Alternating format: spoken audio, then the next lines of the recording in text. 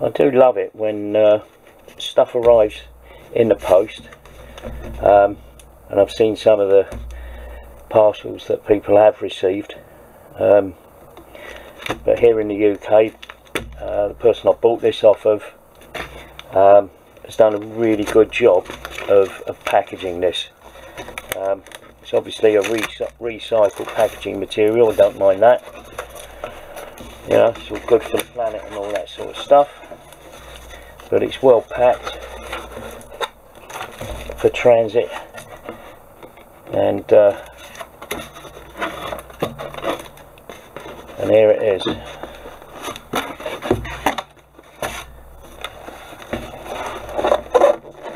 It's Thunder Models British Scammell Pioneer Tank Transporter.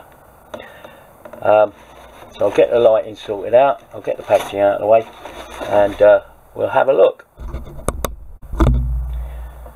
First thing I've got to do is actually thank Steve Jones over on his YouTube channel, Steve Jones Scale Modelling Site. He's recently put up a video which was a walk around the Scammell TRMU 30, which is this, and I saw his video. He did a video on a actual vehicle which is in a collection here in the UK, in Devon. I'll put the link to his video below. It's a really good video, you really should check it out, and if you're not sub to his channel, I recommend you sub to his channel, because he comes up with some really good stuff. So let's have a look. We'll get this box opened, and we'll have a good look at it, and try and get rid of this glare. So right, okay, let's get the box unopened. I've had to reshoot this video because during the process of doing the last one, my next door neighbour decided that he was going to have a skip and building materials delivered. He's doing some work on his house, which is fine, but living in urban areas, sometimes you get, a bit of background noise and stuff like that, but hey, let's have a look at the parts in here. Let's start, I suppose let's move the box out of the way and bring the bags in one at a time.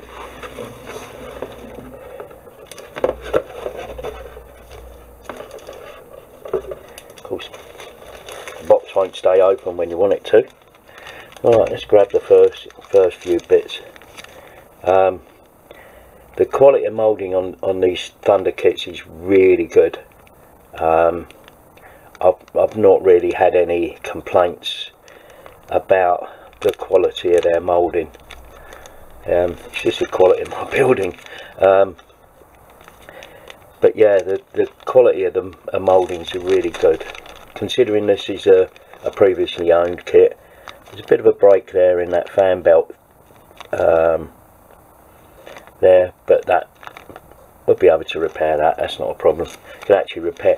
What I would do with that one is actually get everything aligned and held in place here on the sprue, and then repair that joint with a bit of extra thin, and then once all that glue is set off, then just make that gentle cut there away from the part, so that there's a little bit of the sprue gate still connected to the part, and then take the part off and then clean the sprue gate up. So it's not, it's a pain, but hey, in this bag,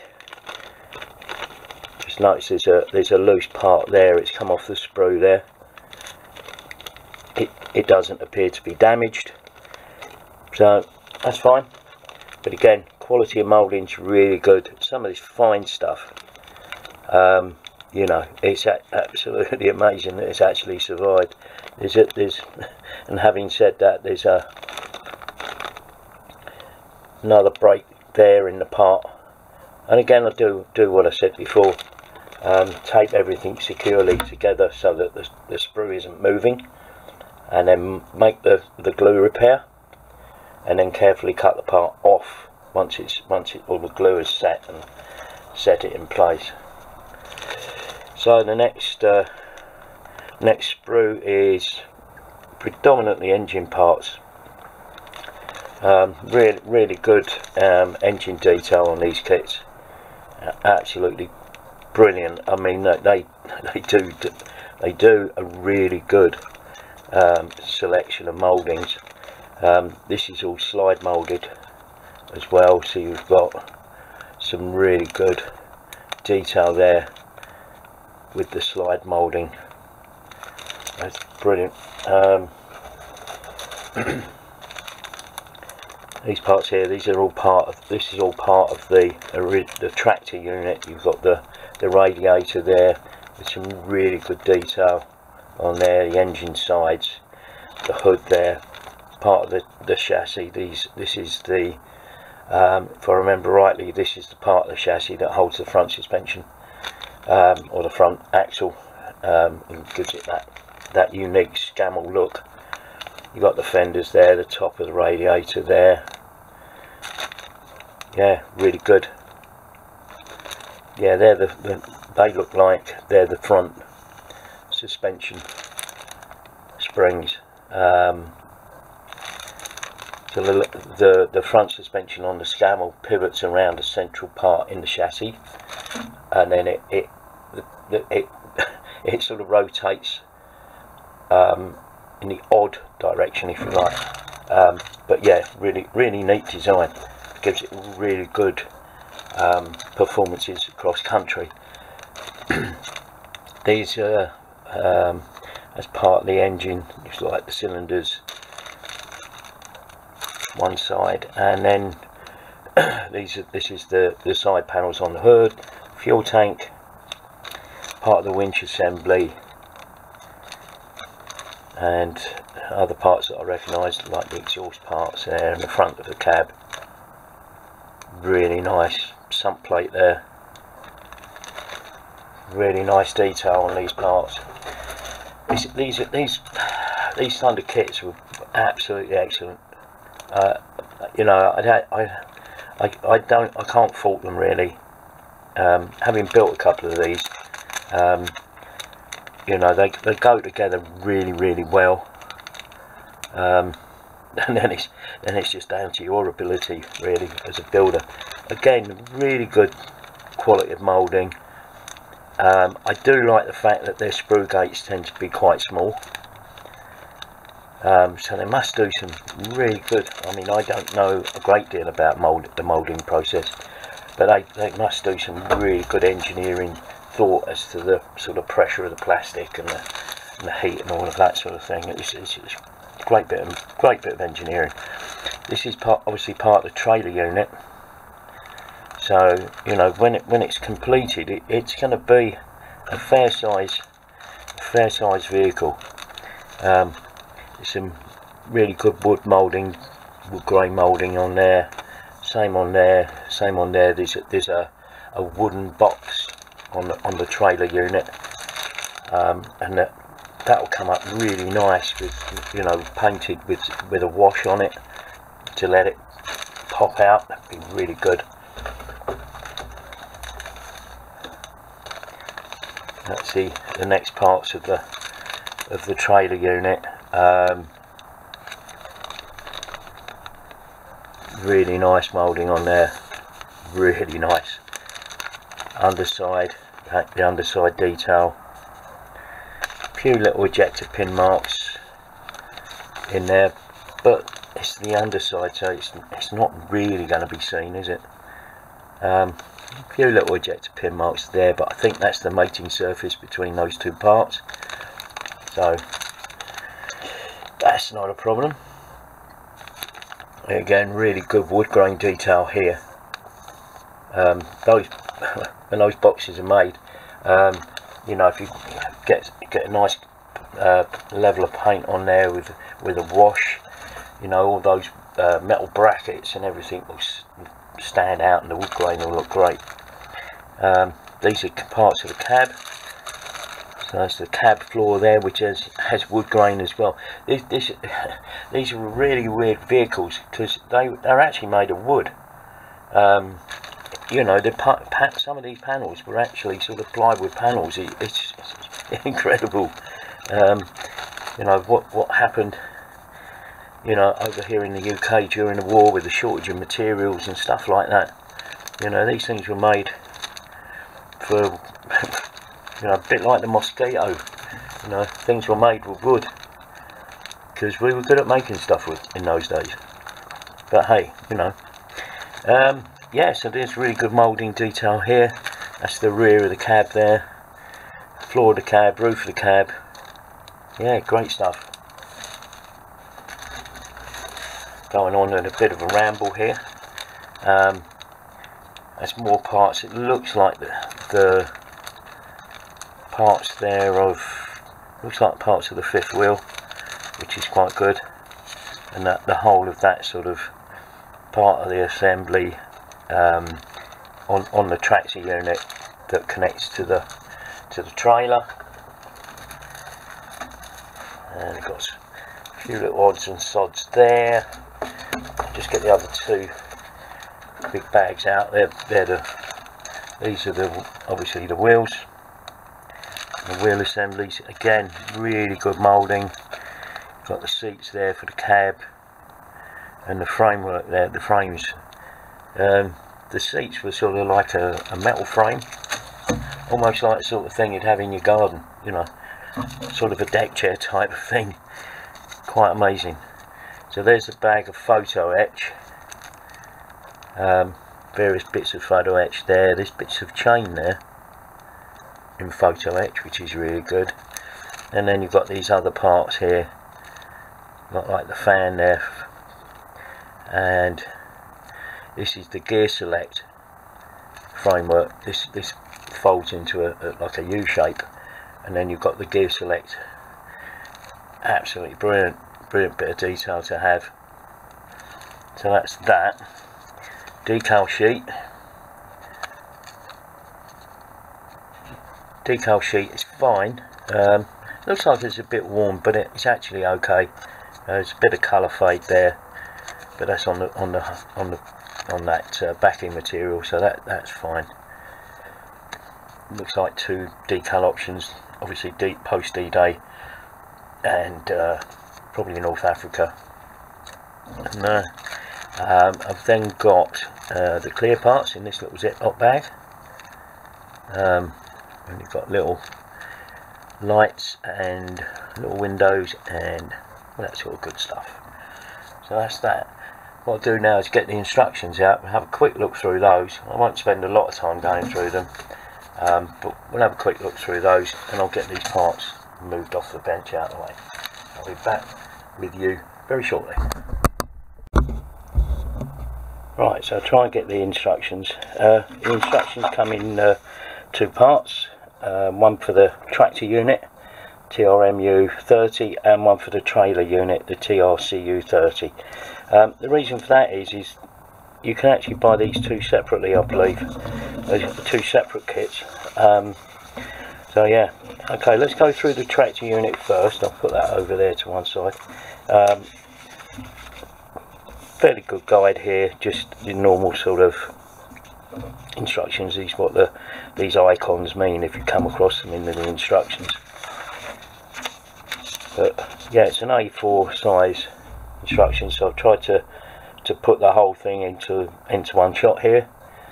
And as you can see, it basically start with the assembly of the engine.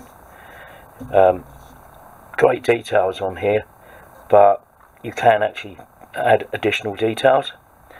Excuse me, clear my throat again. But yeah, it does assemble up into a really nice kit, into a nice build. But yeah, it's great. And then once you've got all of the sort of engine assembly together, it gives you colour call-outs there, ammo MIG colours on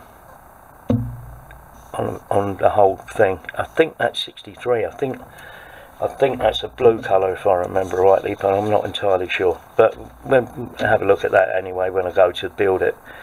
And again, this is the front axle, like I said, and that's all going. That goes together there, and then we've got like a transmission assembly here. Then starting on the winch assembly there, or the forward part of the winch assembly. Once the engine and that transmission's in place, you can then put the winch assembly at the rear of the chassis there, and then offer up the rear tractor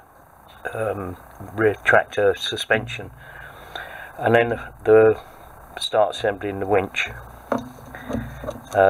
Quite a neat, lots of detail on here. One of the things it doesn't show you here at this point of the assembly is the tow rope, or the steel hawser for it. If you're going to put in all of that, now's about the right time to start considering how you're going to feed all that in to make that look more like it's got something within the winch. Hold on, can I have a cup of tea?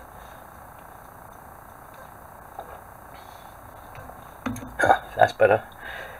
Yeah, so I didn't put the winch assembly in place with the differential, and then start putting in some of the detail, a bit more of the winch assembly here, and then you get into, once you've got all of that together, you're then putting in the fifth wheel. And this part, I've not seen this on the other one, so this, oh yeah, it's a link from the winch around to the trailer, so that's an interesting difference in this particular kit. Putting in the fifth wheel and the various parts for that, and there's a masking template here, which is really odd, right down here, mask templates for clear windows. So let's go, start putting the cab together, details in here. And then you've got your instrument panel and how that's all laid out.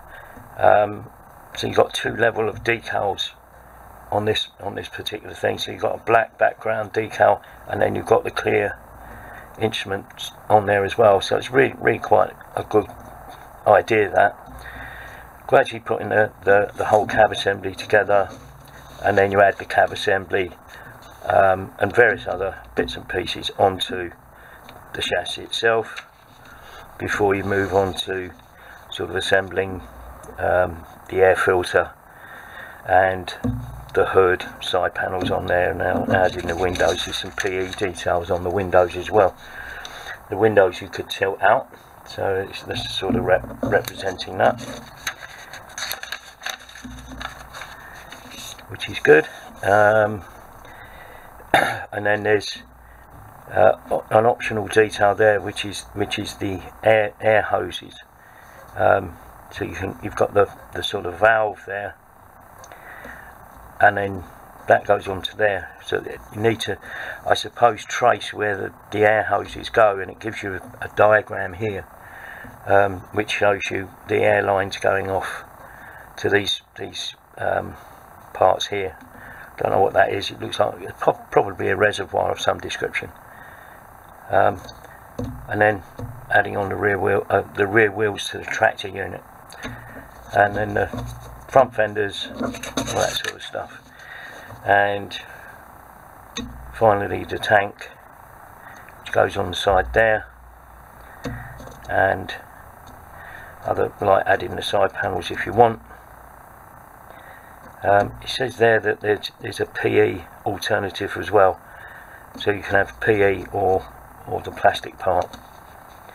But yeah, so once all of that's done, you've got the cab assembly there, which is cool. And the final bit is just adding some detail in there, and this storage box underneath the cab. Really quite comprehensive kit. It's really quite detailed, so yeah, nice, very nice. let's get on to the trailer. And the trailer obviously is going to be fairly straightforward. Again, got the same stuff there, and then a straightforward assembly, I would say, of the chassis. Obviously the key to this is to keep everything all square and stuff, so that's good. And then add in the wheels and various other sort of storage and bits underneath the trailer itself. And then you've got build options in place for option with the ramps down, and options with the ramp up. So that's one thing I have to decide what I'm going to do. Is am I going to have ramps up or down? Not sure. It's going to be interesting.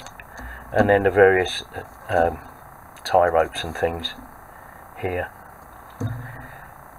So as you can see, there are some greyed out areas here, so parts that aren't going to be used, but a very comprehensive build. And finally we'll do the colour call out, first with the tractor unit. So you got this sort of sand, for want of a better word, 1st Armoured Division North Africa 1942. And then this unit, this build here doesn't tell you where it's from, which is interesting. Don't know, have to do a bit of research on that. And then we've got these two colour schemes. This one, an unknown unit, North Africa 1942. That's a weird colour scheme. Don't know if the camera's picking that up. It's almost like a Mickey Mouse type of camouflage with a brown in the middle. It almost reminds me of is that possibly a vehicle captured by the Germans? But normally they would have put, you know, like the German cross on it. I'm not sure. Have to try and find more information out about that. And then this particular colour call out is Dunkirk, November 1944. Obviously post D-Day,